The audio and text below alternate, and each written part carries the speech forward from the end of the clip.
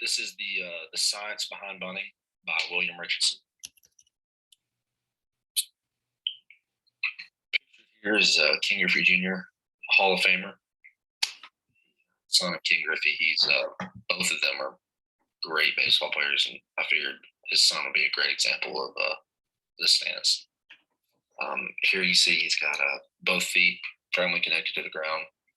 He's in a strong base, athletic position, ready to move.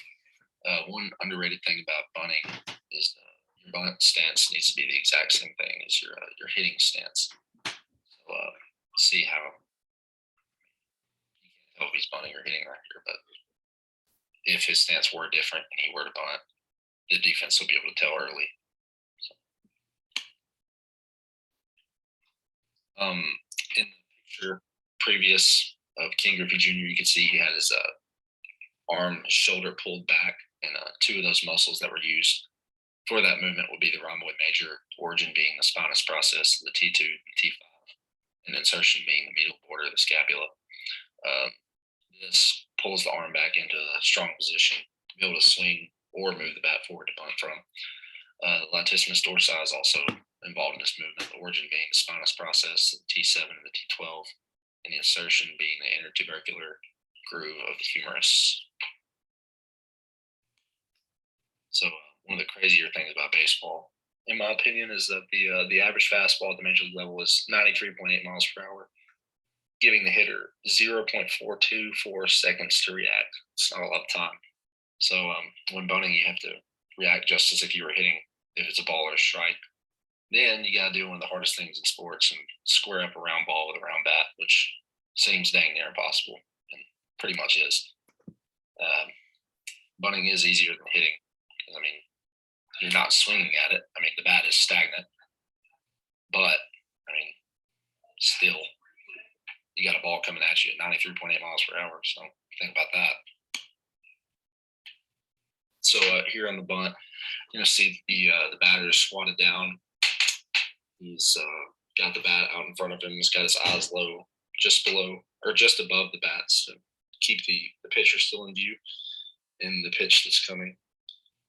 See, he's got his left foot here open towards the third baseman. That way he can get his eyes behind the ball, which sounds dangerous, but it's pretty much the only way you can bunt.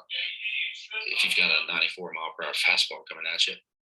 And he's got his back foot turned in to allow his hips to open so that he can be in that position. And his bat is flat on the transverse plane because if he dips the bat head down, it could result in a pop-up and kind of defeats the purpose of a sac bunt. See here, the batter must then cushion the ball to not hit the ball too hard at the third or first baseman. So depending on which bases the runners are on, slowing the ball down is pretty much necessary, or else you're going to hit it too hard at them and they're just going to roll a double play on you, which is the exact opposite of what you're trying to do here. Trying to move the runners up. The muscles of the leg that are used during this movement are the gluteus maximus while you're squatting down, which is the origin being the lateral-posterior surface of the sacrum and the coccyx, and the gluteal surface of the ilium, and the thoracocolumbar fasciae. The insertion being the iliotibial tract, the gluteal tuberosity of the femur. So these are two important muscles for pretty much just going into a squat. Also, the rectus femoris, which is part of the hamstring. Origin being the anterior inferior iliac spine, and the supraacetabular groove insertion.